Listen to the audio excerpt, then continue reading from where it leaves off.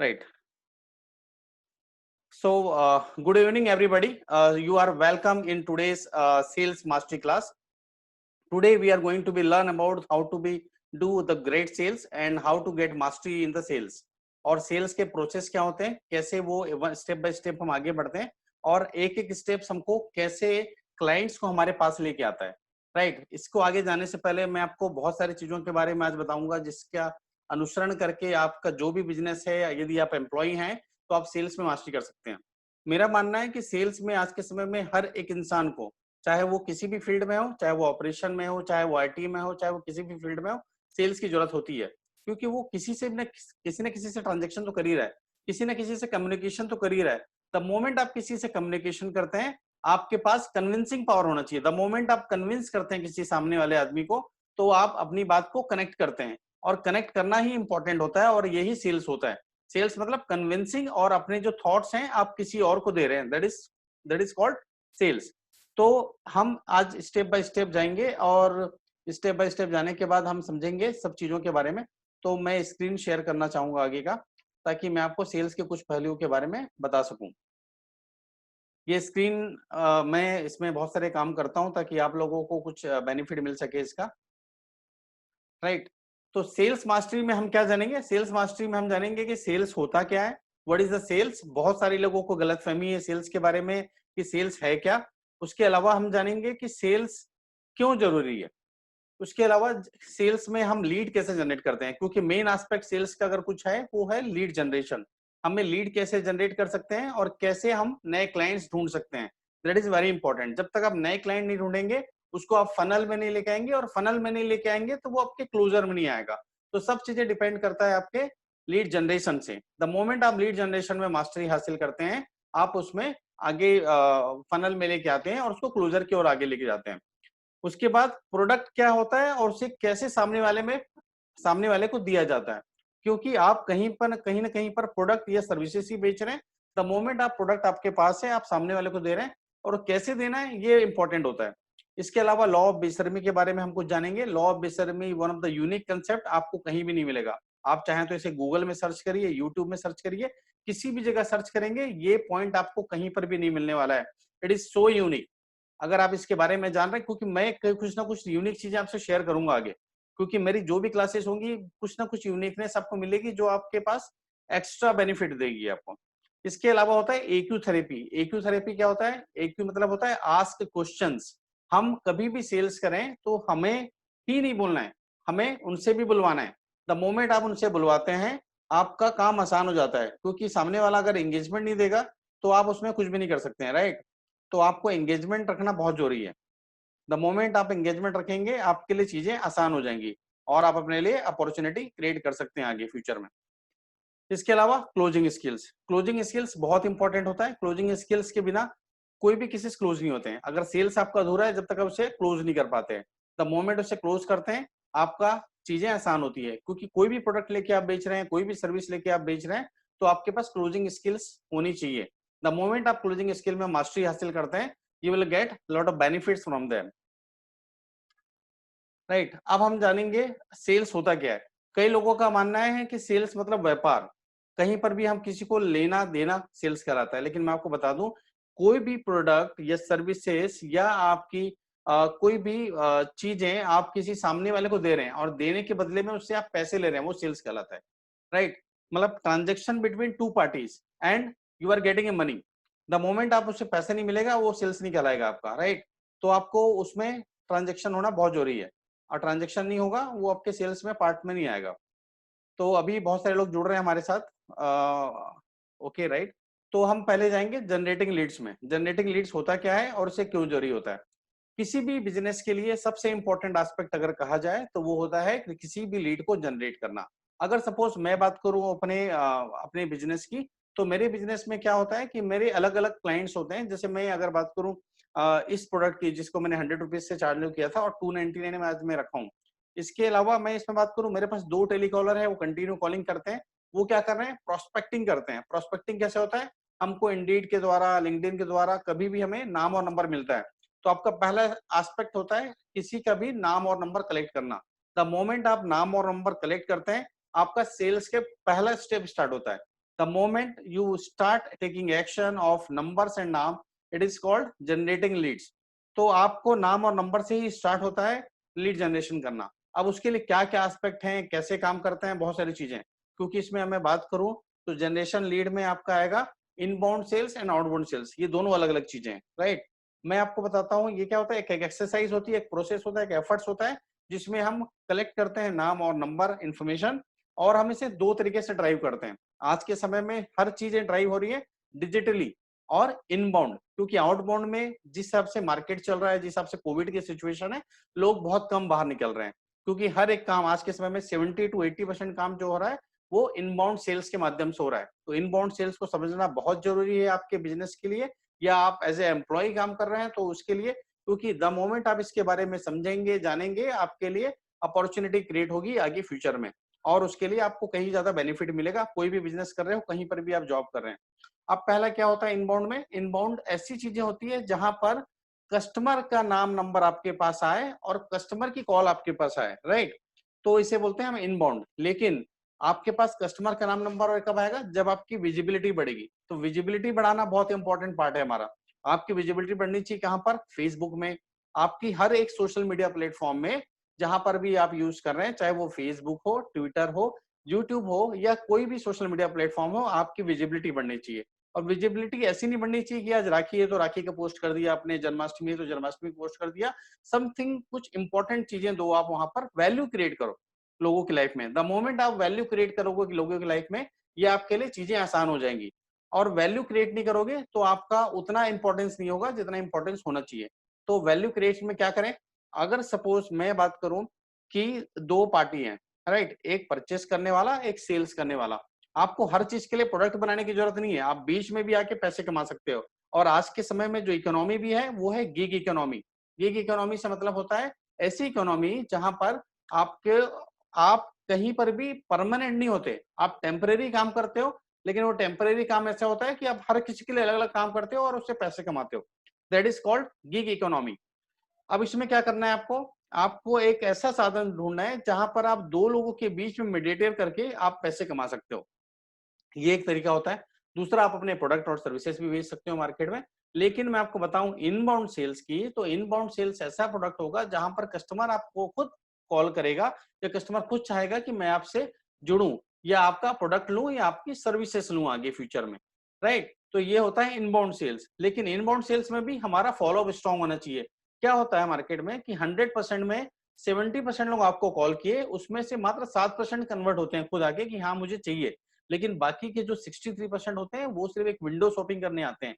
The moment वो window shopping करने आते हैं, आपका फॉलोअप इतना स्ट्रांग होना चाहिए कि उसको आपको कंटिन्यू फॉलोअप करना है, चाहे मैसेज से करें, चाहे व्हाट्सएप से करें, चाहे मेल से करें, हर एक माध्यम से, या फोन से करें, हर एक माध्यम से आपको फॉलोअप करना है, ताकि वो 60% को कम से कम 20 से 25% में आप कन्वर्ट कर सको। द मोमेंट आप उसे कन्वर्ट करोगे 20-25% में, आपके लिए चीजें आसान हो जाएंगी। तो ये कहलाता है इनबाउंड सेल्स।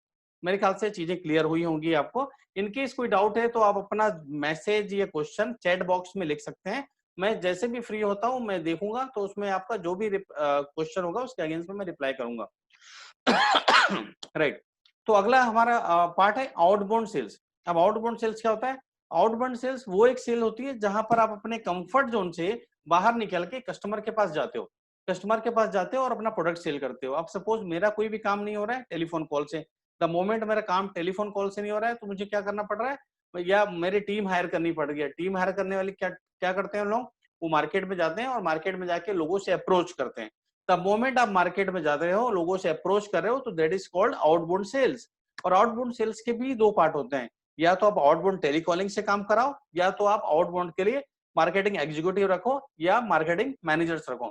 अब जब मार्केटिंग एग्जीक्यूटिव और मार्केटिंग मैनेजर रखोगे तो सबसे पहले जरूरी काम है आपको उनकी एक्सपेक्टेशन सेट करना।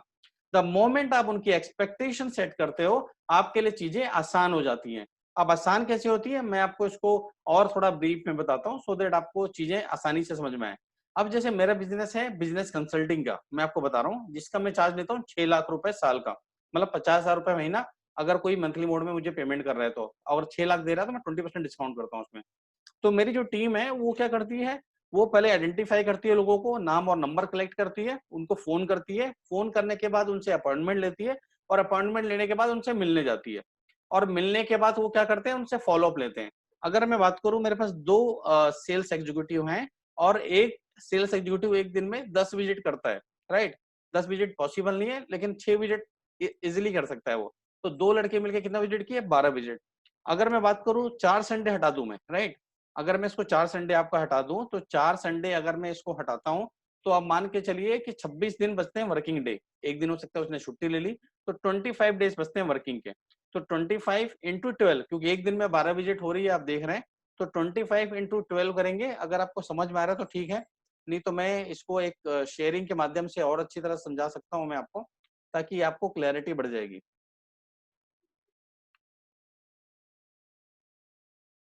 राइट, रुकिएगा एक मिनट। जैसे मैंने क्या बताया, 6 विजिट्स बाय 1 सेल्स, समझिएगा, ठीक है। तो क्या हुआ, 12 विजिट्स हुए बाय 2 सेल्स एग्जीक्यूटिव, ठीक है। अब ये हो गया आपके। अब इसमें क्या है कि 4 संडे निकाल दीजिए आप, जो नॉन वर्किंग डे,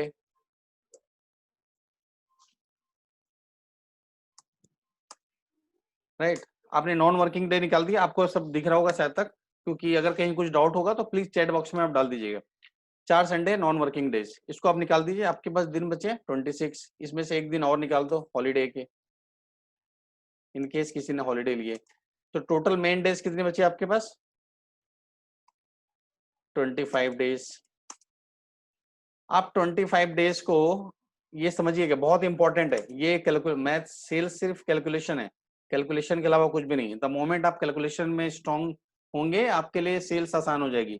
तो 25 डेज, अगर एक आदमी 6 विजिट करता है, तो 2 आदमी मिलकर 12 विजिट कर रहे हैं। तो मैं अगर 25 को 12 से मल्टीप्लाई करूं, तो इट कम्स अराउंड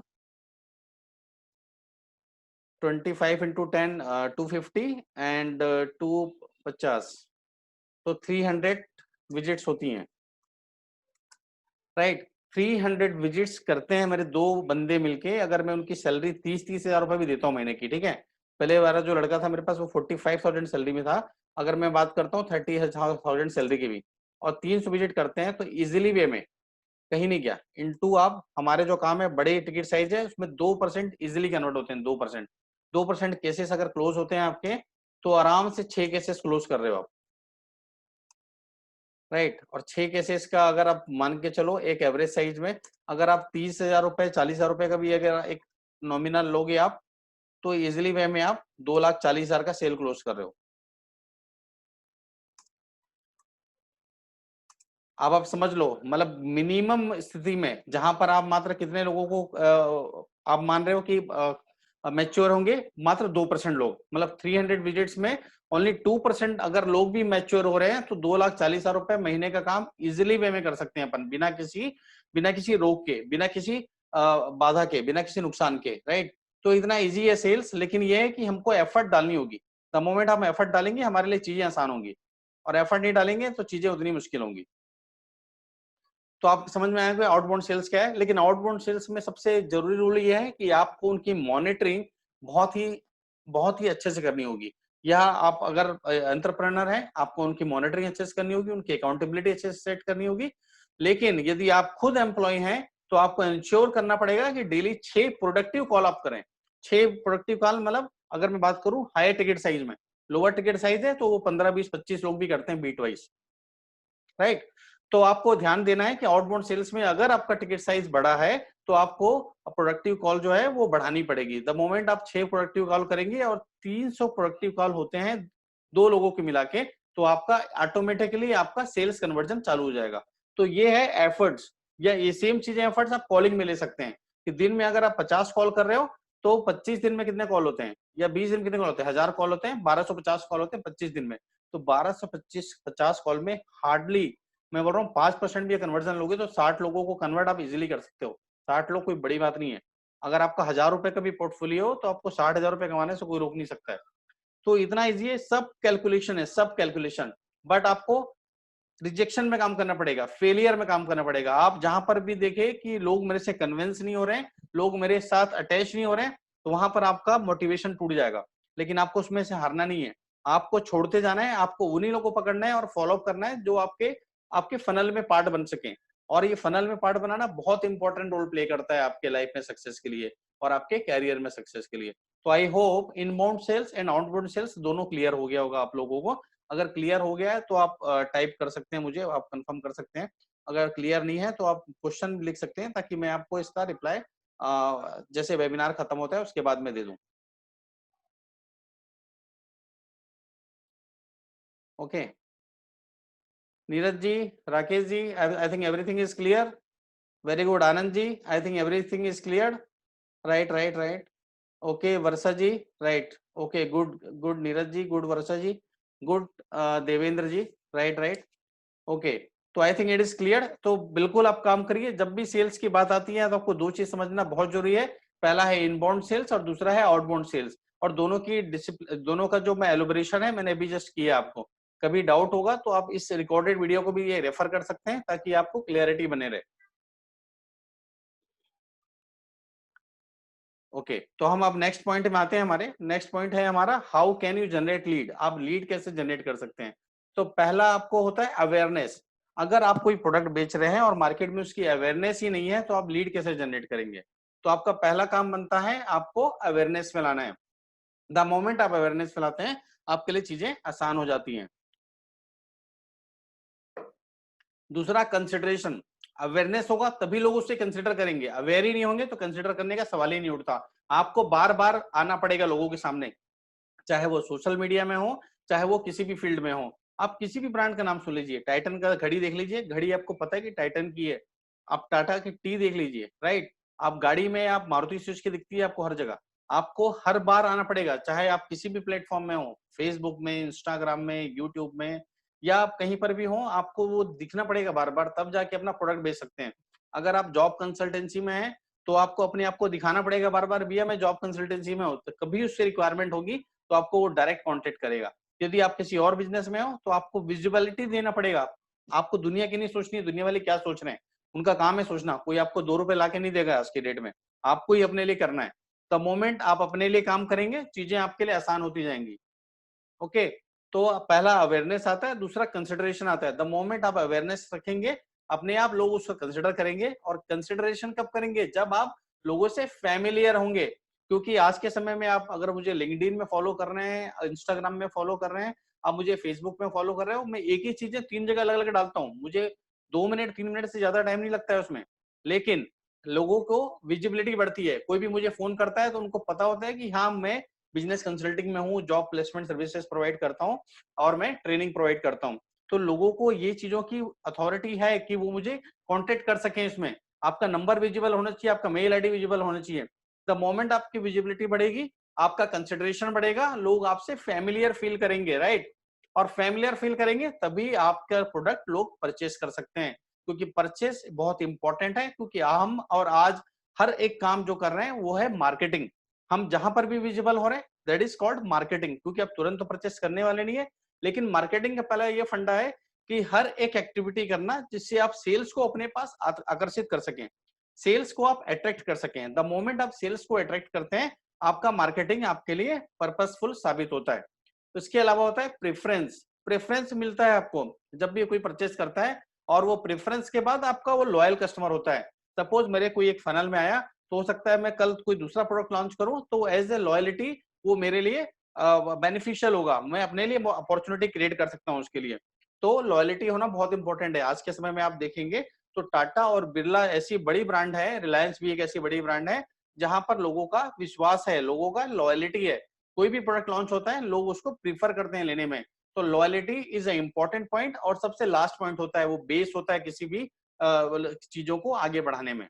तो आई थिंक आप कैसे लीड जनरेट कर सकते हैं ये चीजें क्लियर होगी। और ये काम करता है एज ए फनल के रूप में, मतलब अवेयरनेस। ये फनल ऐसा काम करता है कि सपोज एक कुप्पी है आपके पास और उसमें सब में छेद लगे हुए हैं, और जो छेद लगा है उसमें से पानी गिर रहा है। लेकिन अवेयरनेस के बाद कुछ लोग आएंगे कंसिडरेशन में और वहां से पानी गिर गया, कुछ लोग और आएंगे फैमिलियरिटी में और वहां से कुछ पानी गिर गया, कुछ लोग और आएंगे परचेस में और वहां से कुछ पानी गिरा, कुछ और लोग आएंगे प्रेफरेंस में, कुछ वहां से और पानी गिरा, और बाकी जो बचे लोग वो आएंगे लॉयलिटी में।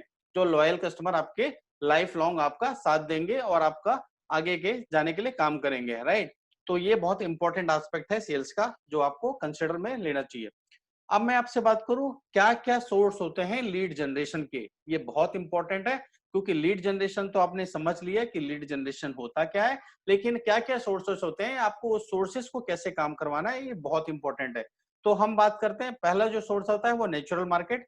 लेकिन मैं आप लोगों को एक चीज बता दूं कि आप नेचुरल मार्केट सबसे लास्ट में यूज करिए, क्योंकि नेचुरल मार्केट में लोग आपको प्रेफरेंस नहीं देते, उनको ऐसा लगता है कि अरे यार ये क्या काम कर रहा है, मैं किसी और से करा लूंगा। तो नेचुरल मार्केट आपका सबसे लास्ट होना चाहिए, ना कि सबसे फर्स्ट। मैंने फर्स्ट इसलिए लिखा है क्योंकि हमारे आसपास के लोग हमें जाने, इस वजह से मैंने इसे लिखा है। लेकिन लोग उतना इंपॉर्टेंस आपको नहीं देंगे जितना इंपॉर्टेंस आपको बाहर वाले देंगे।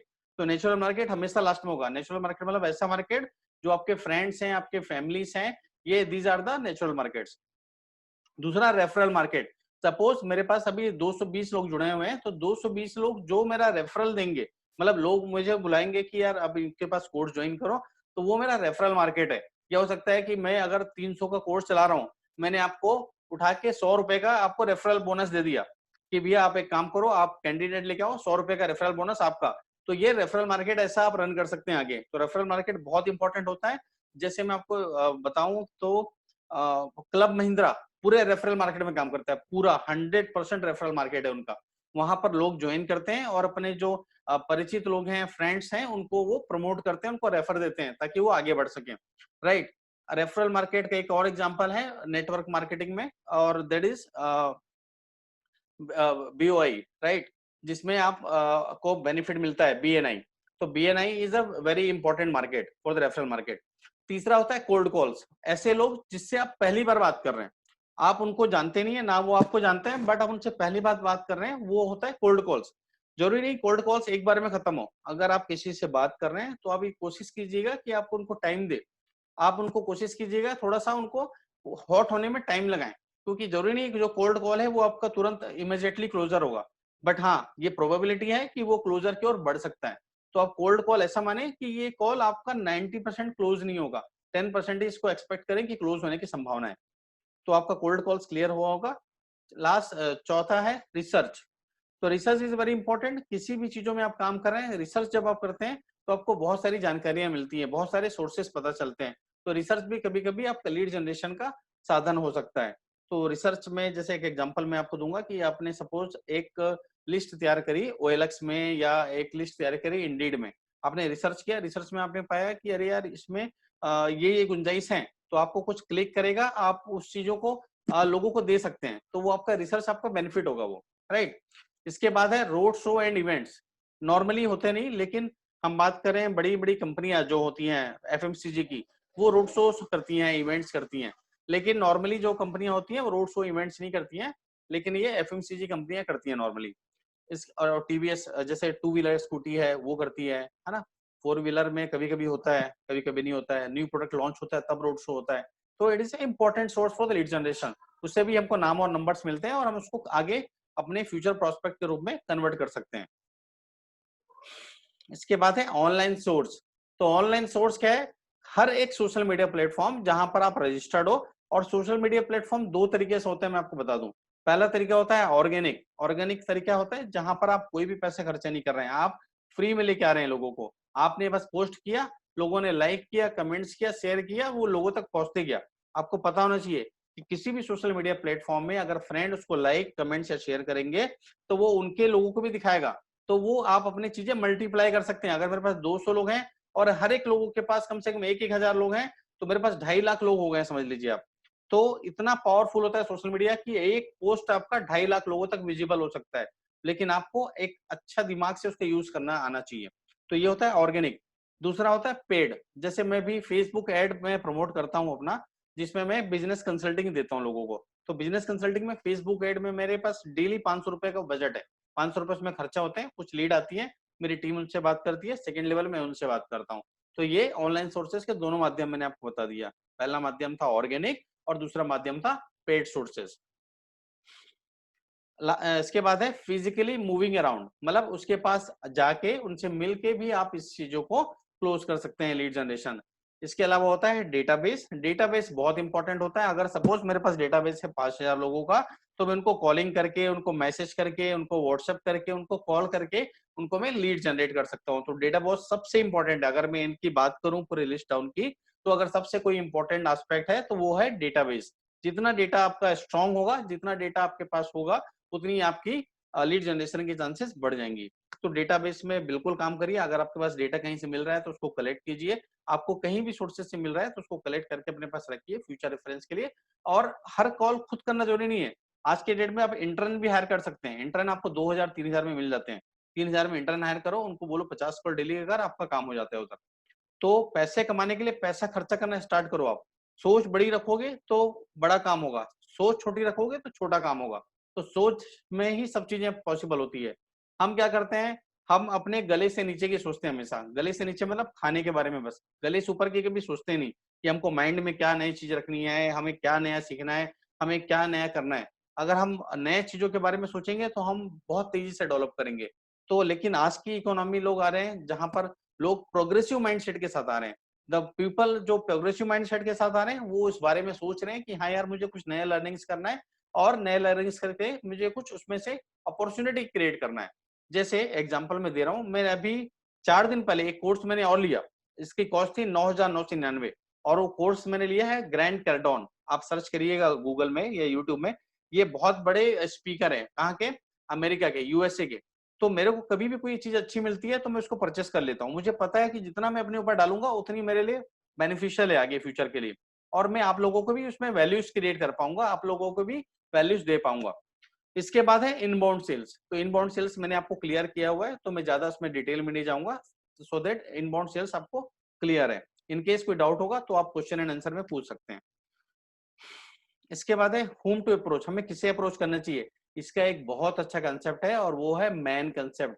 मैन मतलब जिसके पास पैसा हो, M for has a money, इसके पास अथॉरिटी हो और जिसके पास नीड हो। इसके अलावा एक और है मैंट, इसका नाम होता है टाइम बाउंड।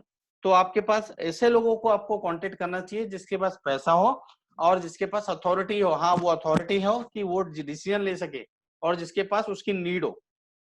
एक चीज हो सकती है कि नीड ना हो तो आप नीड क्रिएट कर सकते हैं, लेकिन आपके उसके पास पैसा नहीं है तो पैसा लाने में आप मदद नहीं कर सकते। अथॉरिटी नहीं है तो अथॉरिटी आप क्रिएट नहीं कर सकते। तो इसमें से अगर मैं एक बात करूं, अगर उसके पास पैसा भी नहीं है, नीड भी नहीं है, अथॉरिटी है लेने की, तो वो कहीं ना कहीं से अरेंज करके आपका सामान ले सकता है।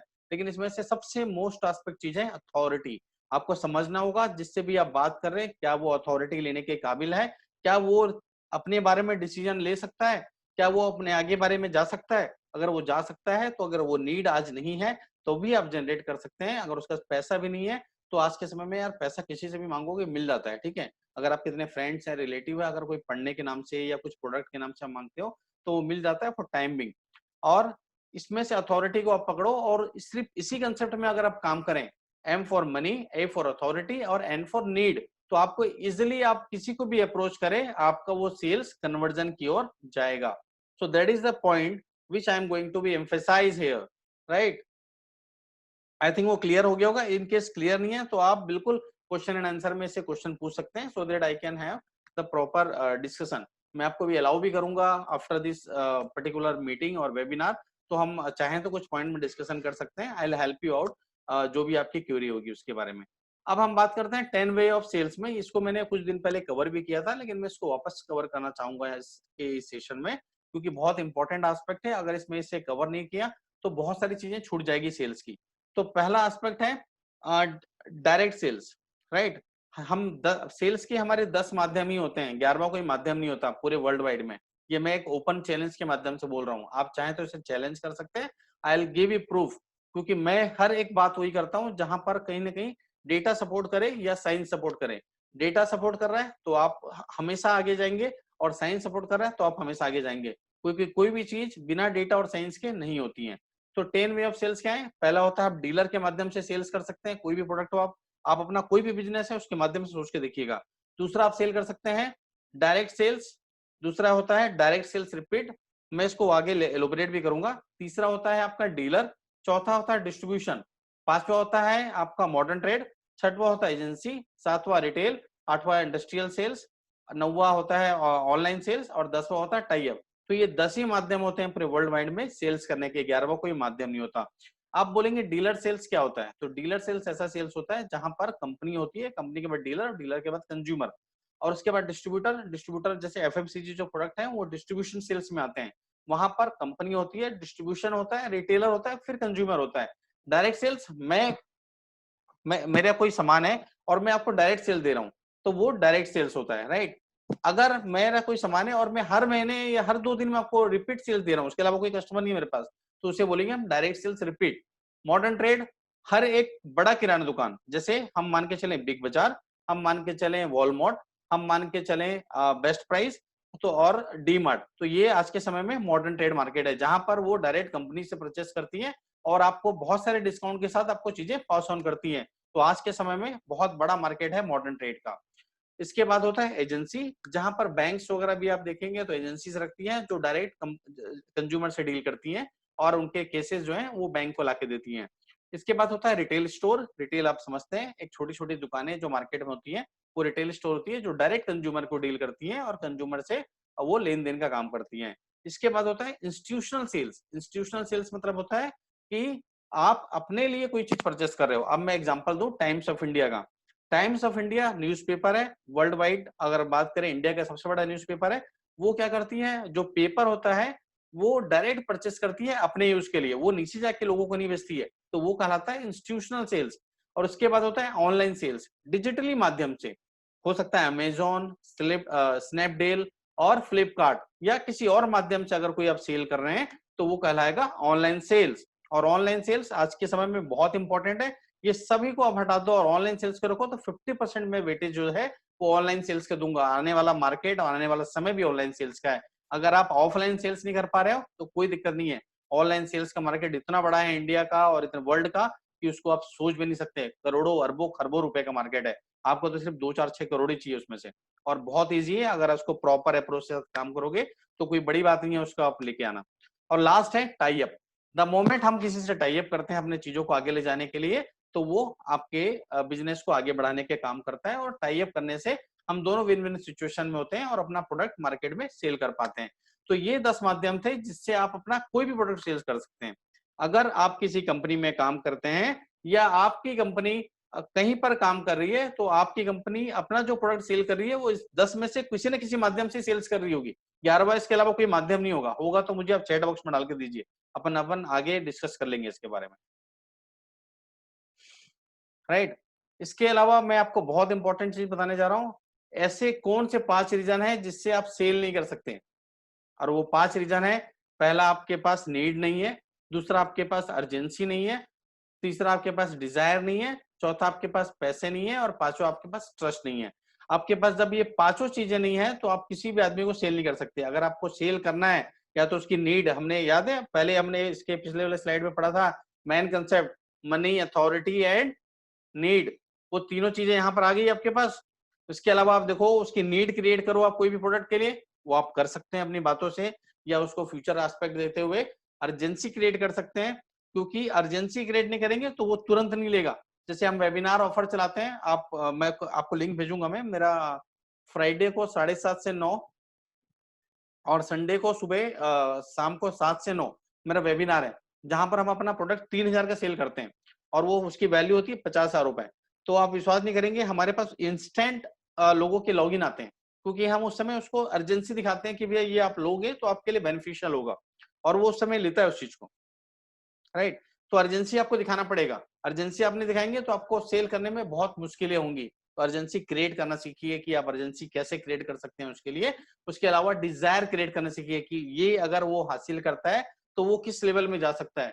सपोज मैं बोलूं कि अगर आप ये एप्पल का फोन लोगे तो आपको, अगर मैं उसको बोलूं कि एप्पल का फोन लोगे तो आपकी अलग ही बात होगी, आपको एक अलग ही स्टेटस मिलेगा, आप एक अलग ही उसमें जाओगे। तो एक डिजायर आपने क्रिएट किया कि एप्पल का फोन अपने आप में एक डिजायर है और उसने आपको डिजायर दिया, और उसको अगर आपके पास पैसा है तो वो फोन ले लेगा वो।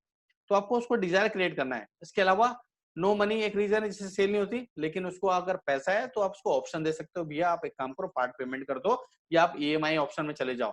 तो हर एक चीजों के कुछ ना कुछ सोल्यूशन भी है।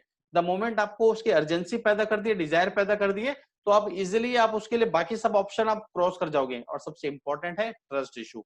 अगर आपके पास ट्रस्ट नहीं है, लोग आपके ऊपर ट्रस्ट नहीं करेंगे, तो आप कुछ भी कर लो, आप उसे कन्विंस नहीं कर सकते। तो trust is a major thing जो आपको डेवलप करनी पड़ेगी, और ये इजिली नहीं आती। अब कैसी आएगी, मैं आपको आने वाले स्लाइड में कंफर्म करता हूँ कि ट्रस्ट डेवलप करना है, उसके लिए आपको करना क्या है।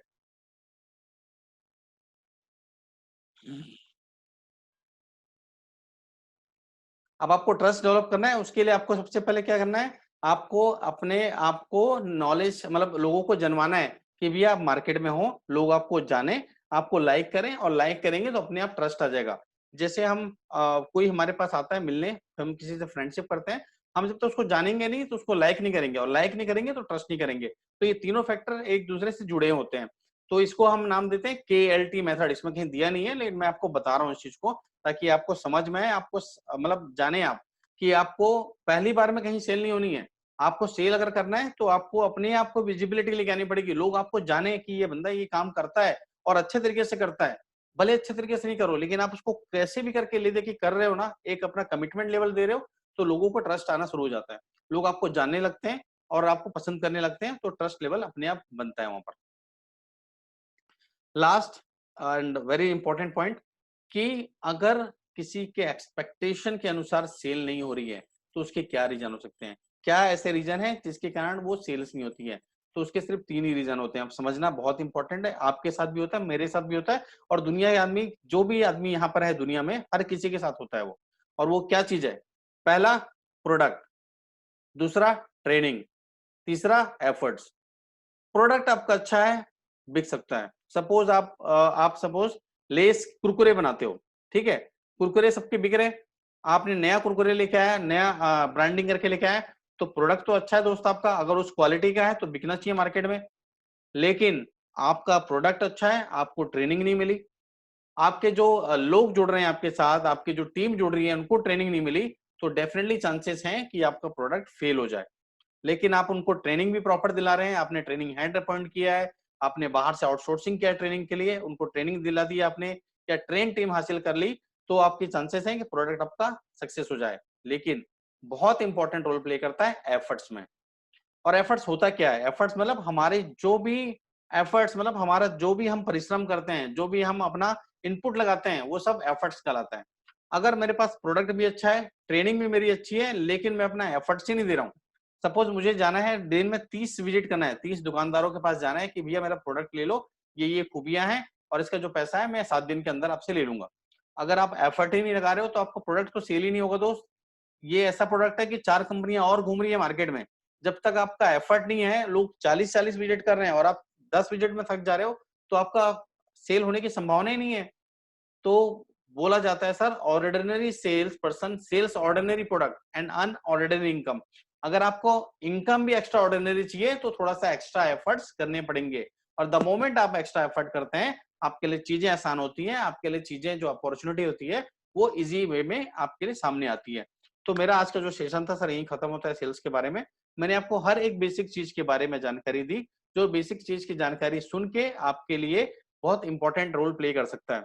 अगर इस चीजों को आप इम्प्लीमेंट करेंगे, जैसे मैंने आपको बताया कौन कौन से माध्यम के सेल होते हैं, अगर उसमें से कुछ माध्यम आप इम्प्लीमेंट करते हैं अपने सेल करने के लिए, तो आपके लिए आगे के रास्ते बन सकते हैं।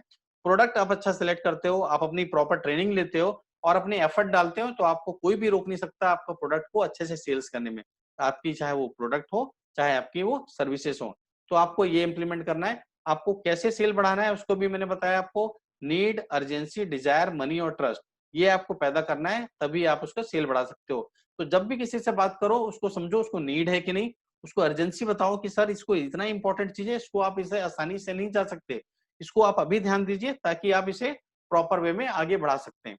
उसे डिजायर क्रिएट करिए, उसको पैसे की बताइए कि पैसा आप कैसे भी दे सकते हैं, और एक ट्रस्ट क्रिएट करिए ताकि आपका चीजें आसान मोड में आगे बढ़े और आप अपने लिए अपॉर्चुनिटी क्रिएट कर सकें। तो मेरे ख्याल से मैंने हर एक चीज एस्पेक्ट कवर किया यहाँ पर। अगर इसके अलावा आपको कोई डाउट है या कोई इशू है, तो आप मेरे से क्वेश्चन अभी पूछ सकते हैं। मैं अवेलेबल हूँ क्वेश्चंस के लिए। Anything anything.